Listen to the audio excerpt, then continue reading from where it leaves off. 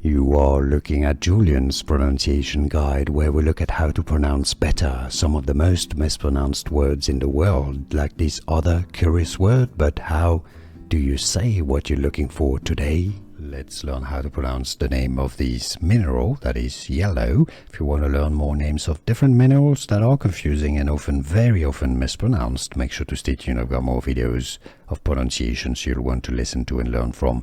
Chalcopyrite, it's sulfide of copper and iron.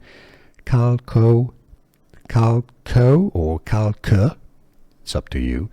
Pyrite, it's not pyrite, pyrite, that's your English pronunciation here. So chalcopyrite or chalcopyrite, and now you know.